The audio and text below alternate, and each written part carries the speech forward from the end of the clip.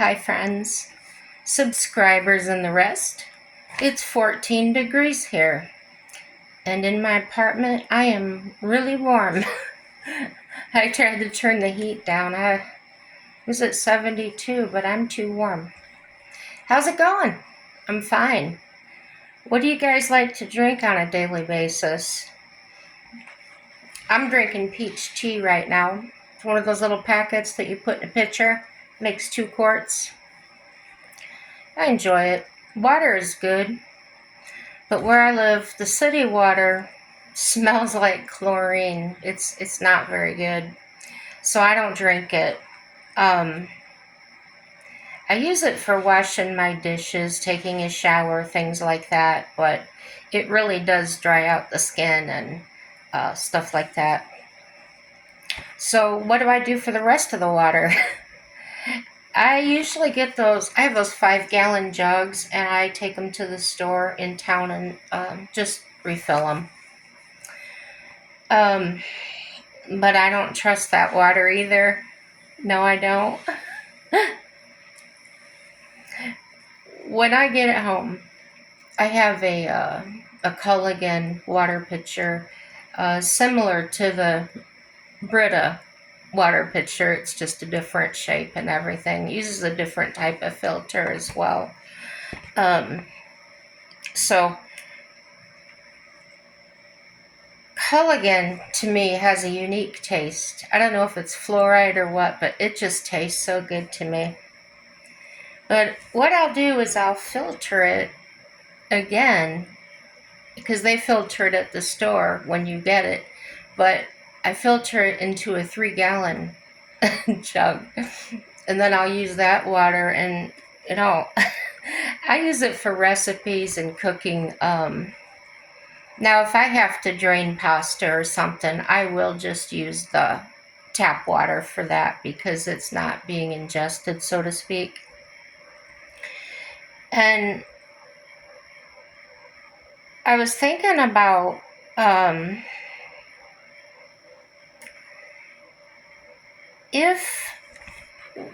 I wonder if it'd benefit me to brush my teeth with that water instead of the tap water.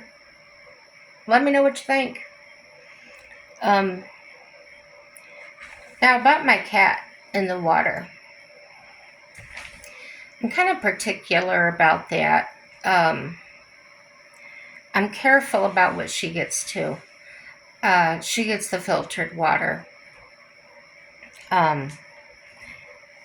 A long time ago, a friend of mine told me that they never wash their pet dishes. And I thought that was like, what? How can you let them eat out of dirty dishes? Well, I was wrong. What they actually meant was they don't use soap.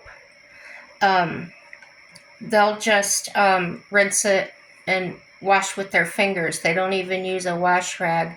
They're afraid that whatever soap is used on the material could affect them as well. And I thought that was pretty slick. So that's what I do. I just run it under the water and use my fingers and clean it real good and rinse it and let it air dry. And the wet food, I do that about the dry food in the water. I do that once a week and totally make it all fresh. Now, her wet food, she just gets a tiny bit. It's a grapefruit spoon, and I just do the tip of it with the wet food, just so she gets a little bite or two. But the wet food bowl, I'll do that every other day. I don't like if she leaves a piece or two, I know that's gonna get hard and crusty. I'll go ahead and wash it. And even though I have the one cat, I keep 2 litter boxes. And believe it or not, she actually uses one for the fecal matter and one for the urine. And I thought that was kind of neat. So it's just funny to me. But she's smart. Also, another thing she does is anytime I'm messing with her things, like I'm vacuuming her cat tree, changing her litter boxes, or just scooping them out, doing her food dish, her water dish, anything like that, she like supervises me. She'll follow me every little step I make. Um, and while I'm washing the dish, she'll just sit beside me on the floor and maybe rub on my legs or something like that. And I think all of that is communication, letting me know she's pleased or something like that. Um, yeah, maybe she's supervising me like a little job foreman. Do any of you have cats? I know dogs can be silly too, though. I just love how each animal um, has their own unique personality. Now, I've never owned reptiles or anything like that. If you do, let me know. Do they have a personality or things that are unique to them? How do you tell them apart? It does seem, though, no matter the species, they do have unique. Anyway, aren't they just fun? And a lot of them are givers. Like, they know you're their source of food, attention, water, whatever it may be. And so they respect that anyway. And to let you know, I've owned cats, dogs, horses, birds, and even had fish and hamsters at some point. Um, the bird types I've had over the years, I've had a blue-fronted macaw, lovebirds, cockatiels, zebra finches, Java finches, and canaries. The dog breeds I've had were German Shepherd mix, a rough collie. Actually, I've had two of those one each at different times. Black lab mix, a hound mix, medium size, American Eskimo, and I loved them all, but I had favorites. I really did. There were, I got an itch.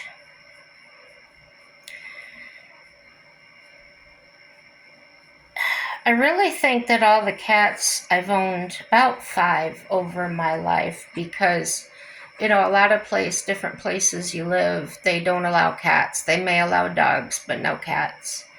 And of course, when I had my house and the horses and everything, I had barn cats. But those, they just come when they're fed. They don't really come for attention or anything. Well, mine didn't.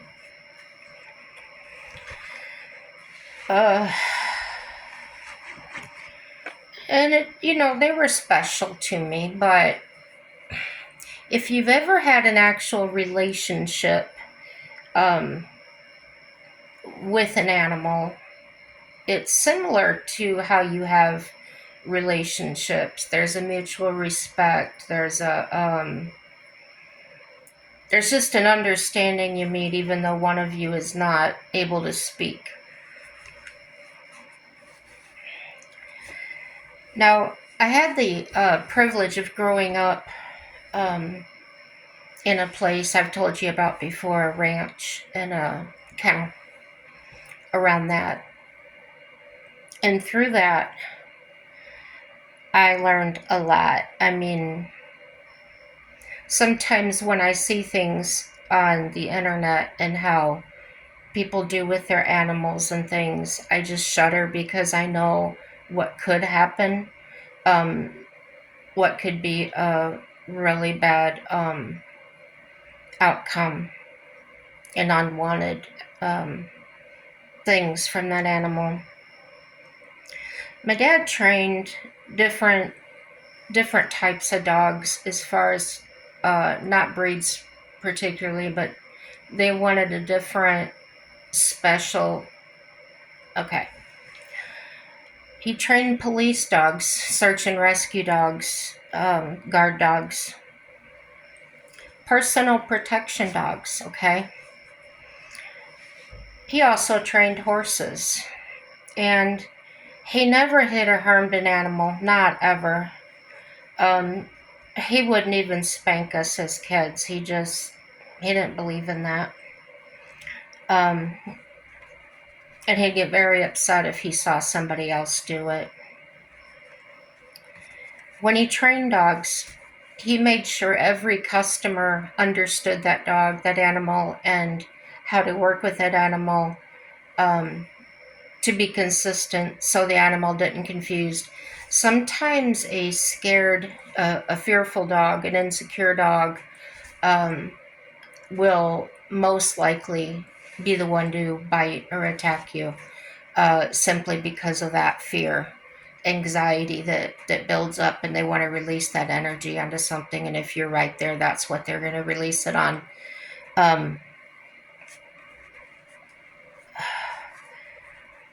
One thing that I still feel is important, and you may disagree, and that's okay. We don't always have the same experiences. In my experience, and how my dad taught me, to never stoop down to a dog. Okay? Dogs have a hierarchy of thinking. They don't think like we do. They don't appreciate that you've stooped down to their level. That's what you do with children. You stoop down, you get to their eye level. You do not do that with an animal ever. Yeah, no matter how much you're tempted, big or small, even if it's small as a chihuahua, you do not bend down and look at them in the eye. Our body language is important.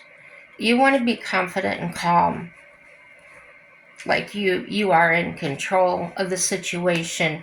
If you're not, they may feel like they need to be, and that could also make an aggressive dog, one that might attack another dog or a person walking by, a hyper dog, a dog that you can't control. And as long as you're the one doing the training and you're not in control, the outcome of training might not be successful whatsoever, or they'll learn new habits that are not desirable. So another thing is, I know everybody wants to do it. Do not let a dog lick your face. It's a form of attempting to dominate you. And you have to remember, animals do not think like we do. They do not act like we do, even though you may think they are. It's your own feelings. You're actually projecting onto that animal how you feel. Okay? They don't have the emotions and the things like we do. It's different.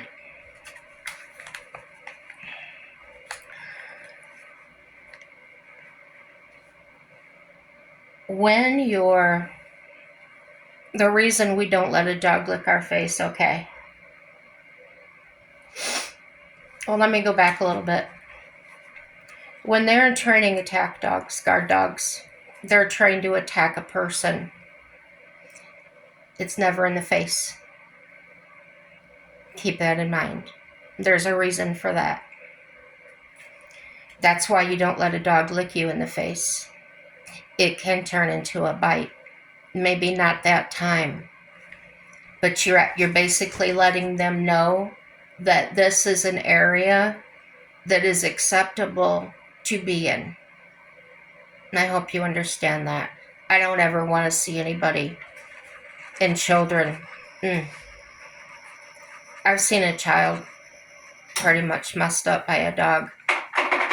that everybody thought could lick everybody's face, okay? And if you have small children, especially, that licking the face should be made a big no.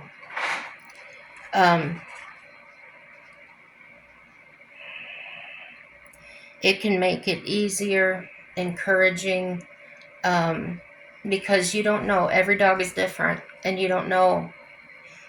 They may be the most docile, friendly, lovable dog you've ever known, and one day plays too rough, mistakes you for something else. They get older, their eyesight gets worse, they snap at you, and it can be very traumatizing.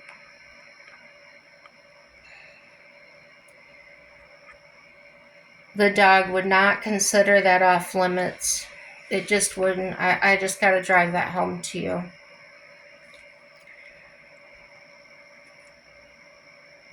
Just think about those attack dogs, and they're never, never allowed to bite a face. Okay?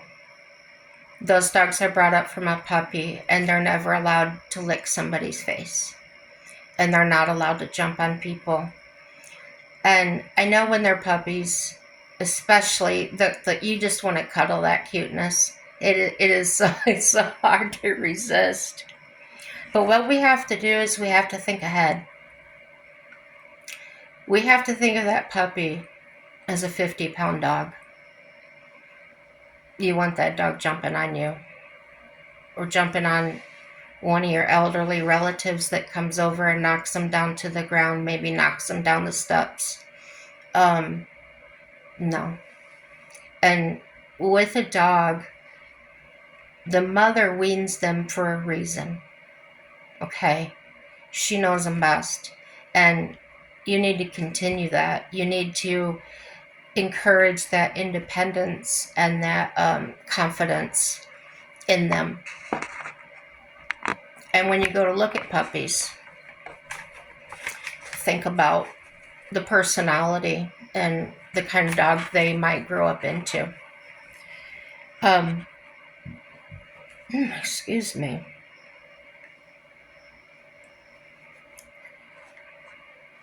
Yeah, just don't let a dog into your headspace. Another thing that I enjoy about disciplining, and I don't mean discipline like hitting them. I mean discipline like self-control. The animal has self-control and confidence about itself. Manners. I really appreciate and respect someone that has put the manners on their dog and taught them that. I'm not against playing fetch, getting on the floor, rolling around with them. The difference is when they have permission, not every time they think they can. You initiate it. You go to them. Okay? You don't want to do that when they're very young, and you're trying to instill the manners from that age. You don't want to get on the floor and roll around with them and stuff like that. As they get older, now I know labs, I had a lab mix. They mature later. They're really immature. I think she was real immature till she was about 2. Not necessarily a short attention span, just didn't really want to be serious. But patience and repetitiveness goes a really long way. And it really helps if everybody in the family does it the same way every time. They're going to know, they're going to have a very clear direction and way to act It's best not to get an animal confused. A confused animal can also turn aggressive. This is a big one. Nobody thought, by looking at my dog, that she was so well trained. And that's because I believe in letting the animal be who they are or what they are. And there's a balance. If you sit and watch an animal, you can learn their characteristics, their habits, the way they move. Just you learn if you pay attention. My dog was not allowed to take liberties, and that goes back to her making the decisions or me making the decisions, okay? She was allowed on the couch if I invited her. If I did not invite her on the couch and she wanted to be on the couch, she would come sit down in front of me, again, having manners, approaching me respectfully, not aggressively, not disrespectfully, just be in my presence with personal space and just let me know she's there. And I knew she wanted up there. And I could tell her, no, go lay down, and she would. Or I could say, okay, come up here, and she would. And not all in my face. She would not jump up on the couch and be all over me. If she wanted attention, she would lay down and she would stare at me. I could feel her staring, and I'd look at her, and she would make a motion with her paw, or she'd roll her head, and I knew she was communicating to me that she would like to have attention, and I'd give it to her. Okay. Like I said, the eye contact is important when it's warranted. Don't stare at an animal in its eyes for long periods of time. That might be considered an act of aggression towards them, and that could make them act some kind of undesirable way. Let them be a dog, okay? But make sure you've got what I call an invisible leash. Some people call it voice commands. This is a little bit different. It is voice commands, but it's my way. It's the way I was taught, okay? If your dog bolts away, the invisible leash that I call is you know that you know. There's no doubt that if you say the dog's name or your recall word, come, Hershey's, whatever it could be, you know that dog's going to stop dead in its tracks and come right back. Period. That's the invisible leash. They act as if they're on that leash. Okay? There's no, oh, I want to go to this tree first. I want to go see these kids first. No. You are the only thing they're thinking of once you say that word. Okay? They're thinking of nothing but coming and sitting right next to you. You don't need to raise your voice. Animals don't necessarily think of a loud voice or a quiet voice, meaning two different things. It's the actual pitch or tone of the word that you're saying. So if your word is come, if they take off and you're screaming that, it might not work. Okay? You just use the same voice. You know that the dogs have very, very good hearing. If you're comfortable, make it louder, but still keep your voice controlled. Training actually begins when they're a very young puppy. If I'm getting a dog and I'm at the breeders or wherever I'm getting it from, and I'm getting one that maybe has just been weaned, okay? I can hold it, I can give it love, but no longer than a week. After that time, 7-8 days at the longest, okay, it gets put on the floor and it stays there. There's no bringing it up on the couch. You got to remember the puppy has a very small mind at that point. It's not mature enough to understand commands. So you're physically showing the puppy where it belongs. Okay. The extra stuff, the cuddles, the body contact, getting on the floor and playing with it, that comes later. And I know it seems backwards to everybody because when they're a puppy and they're playful and things, you just so want to be in it, you want to be playing with them and everything, okay? But we don't need to do that. I would encourage not to do that, and I know it's hard. It was hard for me too. Remember, when Mama weaned them, it's for a reason. It's for a purpose. And if we're going to be involved in the dog's life, we need to get to know them. Okay? Not make them fit our life the way we think they think. Okay? Because it's not natural. It's not fair. It's not having an equal relationship. It's kind of like taking another person and then forcing them to live your way. Okay.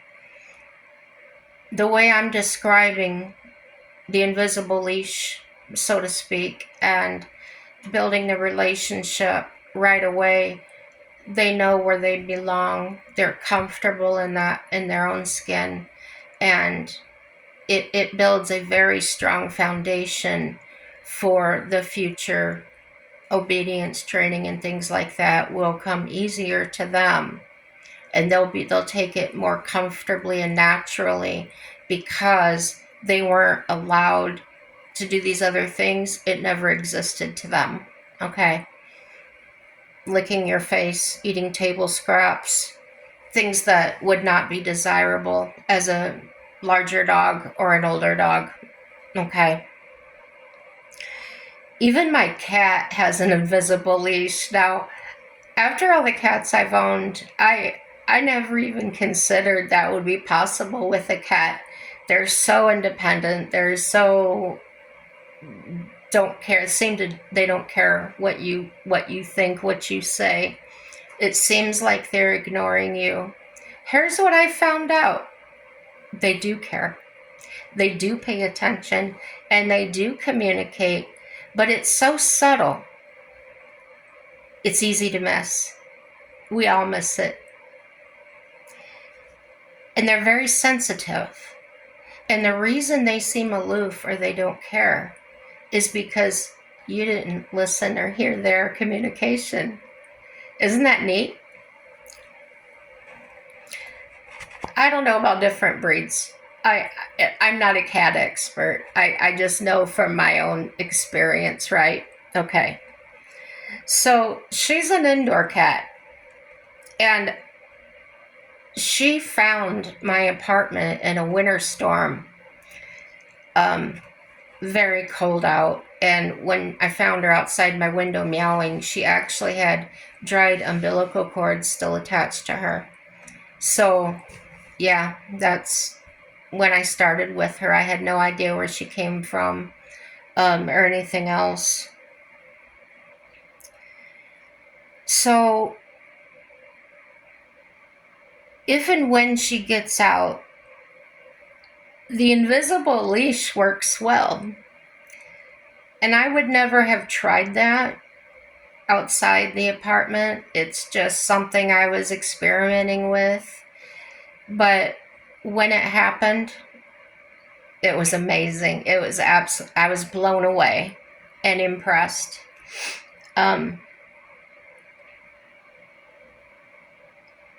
Yeah, it's about showing respect, and I've learned that they always return it, even my cat. Um,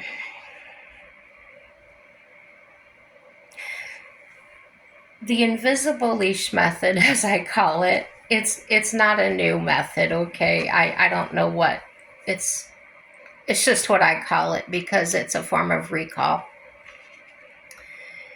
and obedience. Uh, it's a respect training. It's not jerking on their collars or their leashes or forcing them to do anything. It's a more natural, humane in my eyes. Um, I did hold my kitten. I mean, I just told you about, I held her because I felt like she was so small. She needed my body heat. She needed the attention that mother would give her, um, the stroking and things like that. Um, and the vet warned me. He said, usually when kittens are bottle fed, they grow up kind of not want anything to do with you. They just kind of move, get space, and they don't want to be touched so much. So after I got her weaned off the milk and she was starting to eat the dry food, I stopped. I totally stopped. Yeah, it was hard. She was a baby. I still wanted to grab her up and hold her, nuzzle my nose into her fur, but I fought it and I didn't do it. Now, don't get me wrong. Just because I wasn't picking her up and cuddling her doesn't mean she didn't get attention, okay? If she came to me, if she wanted to be on my lap, I was fine with that. Different than a dog, okay? A dog, I wouldn't allow that, but a kitten and and being different than a dog where they have to come to you. Cats need to come to you for attention. You're not going to go force them to do anything, right? And they get it. But I kept it short. I really did. Cats sometimes can get overstimulated, and they can react in a way that they scratch you, attack you, bite you, right? And it's not that they're trying to hurt you. It's I'm overstimulated. I have energy that's got to come out, or I want to play. I just don't know what to do. So having a cat, and I only had a cat. I didn't have the dog or anything, and I was at home, didn't have anything else really going on. So I started observing her, um, the way she went about the house, the way she entertained herself, just pretty much everything about her, and I was learning from that. And I found with my cat, unlike the others, that I didn't attempt the technique. She became very confident.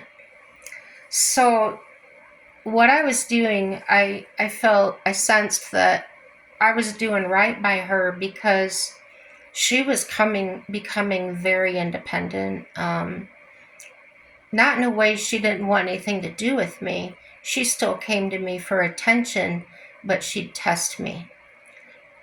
She didn't want to be picked up. She would just walk across my lap and I would stroke her as she went by. And she could sit on the arm of the chair next to me, and I didn't touch her. I wanted to, but I didn't. And I feel like that was a confidence builder for her, knowing that if she didn't ask to be touched, she wasn't going to be forced into it.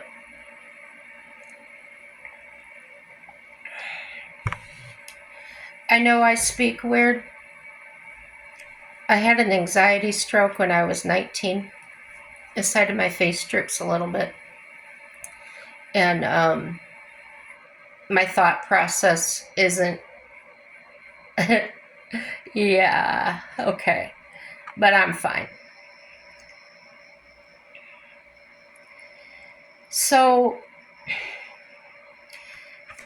doing this, and over the first year, I noticed, like my other cats, she never would run and hide. And paying attention, watching her actions, like I said, a lot of observation and watching her mannerisms. And she would run around, they get excited, they get spicy. And I noticed if I looked at her, she was stopping and making eye contact with me. And I started thinking, she's trying to communicate. So I started paying attention and I started responding to that. And the way I responded was, if she stopped and looked at me, I'd maybe kick a little toy to her that was laying there, and she'd play and then look back at me again.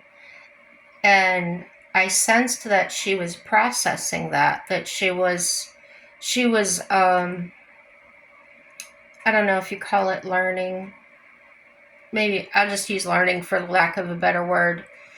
Learning how to communicate with me. And when she got a response from that, she became using that in other aspects of our relationship. She started letting me know when she needed things and that I would respond. I didn't always know what she needed, but I would at least try. I would go to the area that I would follow her. And she would look back at me like, oh, she's following me. Okay. So, yeah, it was becoming a really good relationship. When people used to come over and I had the other cats, boom, they would disappear, run and hide. With this cat, she'll look directly at them. Now, when she realizes that we're talking and everything, she'll usually find a comfortable place, usually in the same room or the vicinity, and she'll lay down and just watch us. Just observe. She's content, maybe take a nap. If the stranger approaches her, she doesn't run away either. She'll hiss, and that's her trying to communicate to them, I want to be left alone. She's accustomed to the humans here listening when she speaks, right? If they don't understand her, she'll hiss again. If they back off, she's fine. If they don't, she doesn't get excited, she doesn't claw, she doesn't bite, she doesn't raise the hair on her back or anything. She'll just casually get up and walk away.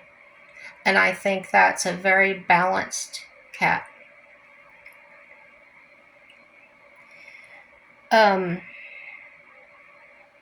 Yeah, I love her confidence. I really do. Listen to your animals. And what I mean by listening is they're not going to speak like we do, of course. But when you're observing and you get familiar with how they are every day, you'll really know when something's wrong.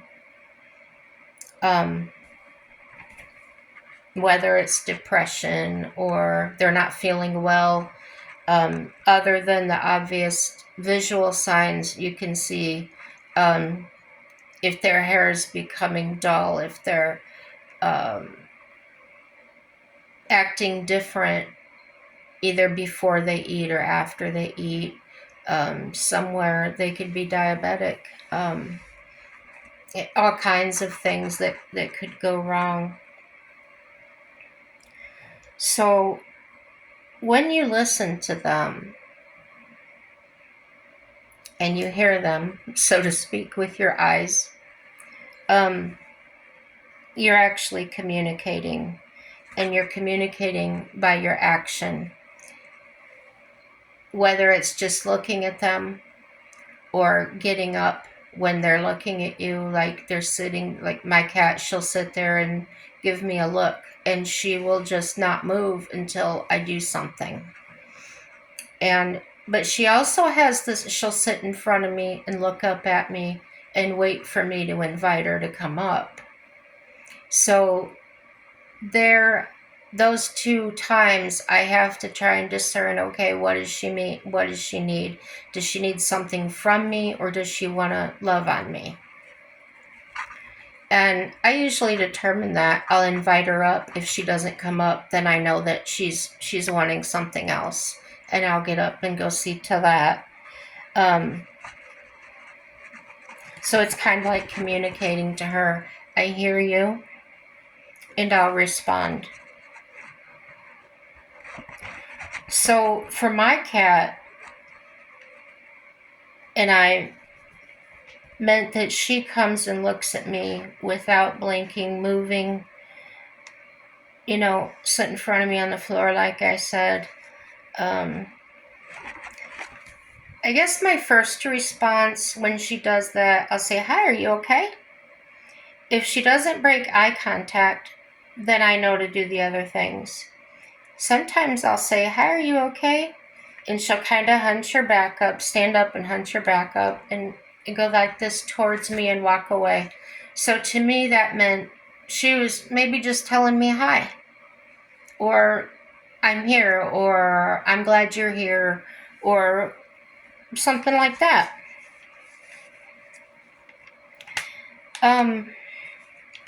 I've also learned by watching her that if she can come stare at me like that, and when I get up to walk towards her, she'll always turn around and walk away. But here's the difference. If her tail is like relaxed, like how a cat would normally carry its tail just down and relaxed, and she'll go into another room.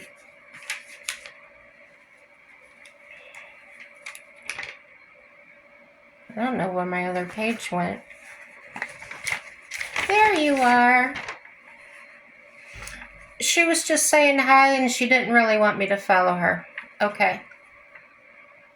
When she walks away with her tail straight up, she wants me to follow her.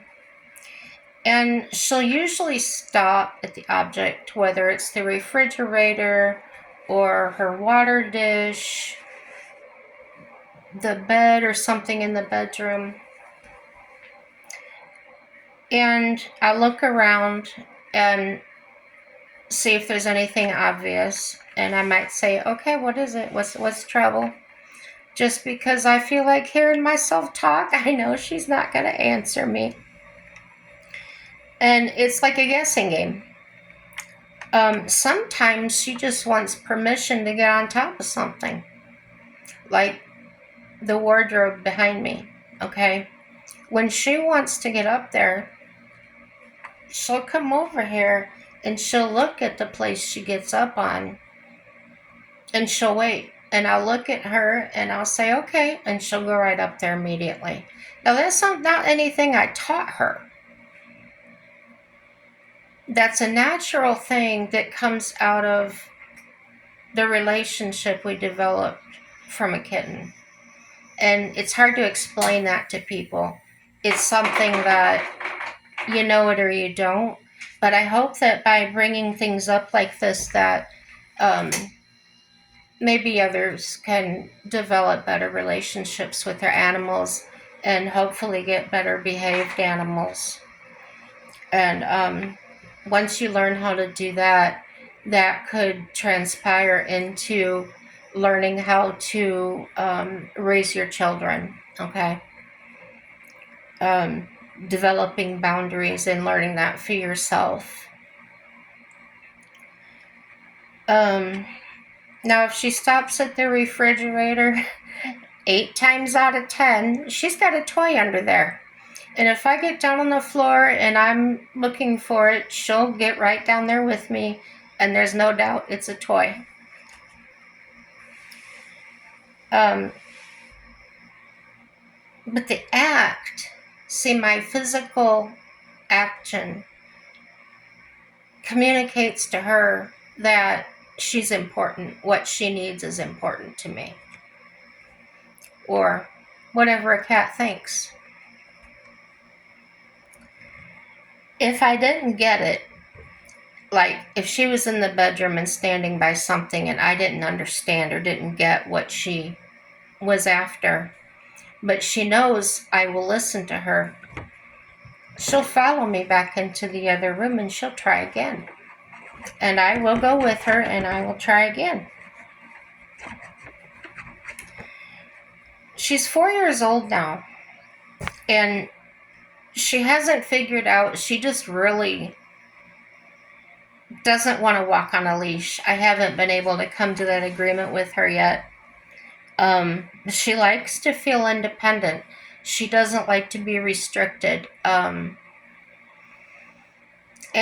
I've never restricted her. I've never forced her to be held or anything like that. So that's what she's accustomed to. She's used to that relationship where the winds of heaven can blow between us. There's no forcing it. So this invisible leash has been very effective. I learned it by accident once. She got out of the apartment and took off. And I thought, oh no, I'm going to be in so much trouble. Well, I tried it. I just said her name. And she stopped in her tracks and she turned around and made that eye contact. And it felt empowering. Let me tell you, I've never had control of a cat. I'm not used to that, but it kind of made everything that I did feel justified and correct. That was amazing to me. And there's probably many people that can do that with their cats. It was just exciting because I had never had that experience.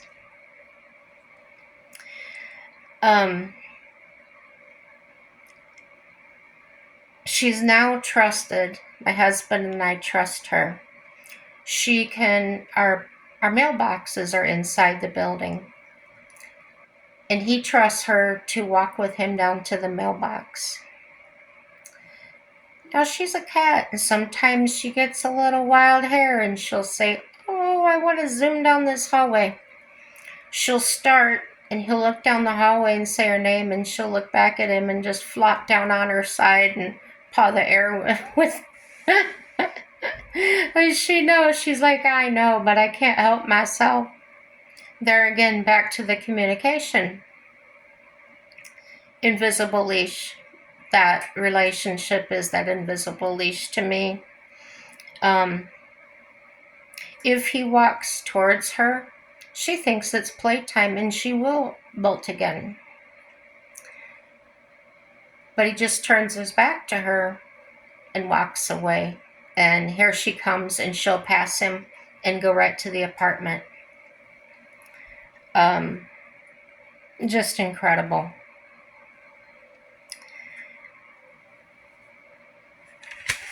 Let me see. What else did I write down that I remembered?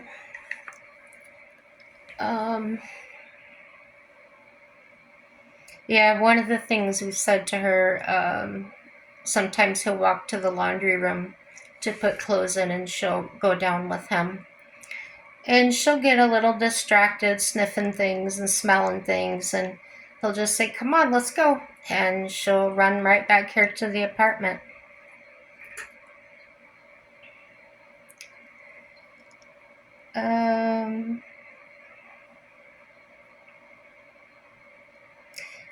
I do feel, I'll say this again because I can't say this enough, how important relationships are. Not just with animals, but with our humans, our neighbors and our family and our friends. And when you cannot form a civil relationship with another person, you absolutely haven't found a way to get along with them. do walk away. It's better for both of you. I've been no contact with a family member, well, two family members, since 2018. And you'll know when that time comes. It doesn't hurt. You don't miss them. And you also don't have negative thoughts anymore. It's a complete ending to the relationship. It's a knowing in peace that it's okay if they pass and you don't get to say goodbye. And it may sound harsh, but it's really not. There's too many things nowadays that are, everybody's questioning everything, and everybody doubts, and everybody watches these love stories. And, look, listen, TV is not real. Stop living your life according to what you see and hear on TV and social media. Be your own person, and if you're having trouble doing that, try doing what I did. Get rid of it. Get rid of the TV. Get rid of the temptations. Listen to your radio. Everybody's going to find their own way, and you will too. I really believe that. Let me see. Yeah, I'm not going to read anymore. I'm really getting tired of hearing myself talk, and maybe you are too. But not for always. I'll want to talk again. Thanks for staying to the end if you did. And please show me support by subscribing. It's free. You're not giving me any money. I don't want any money or anything like that. I'm good that way. And if you don't want the annoying notifications, if that's the reason you're not subscribing, there's a little bell under there, and if you just tap that, you can stop notifications from me or any other channel that you might watch. Like, dislike, comment, and share. It's all positive. Like I said, I'm glad that we're all living at the same time. And have a happy day, y'all. Bye-bye.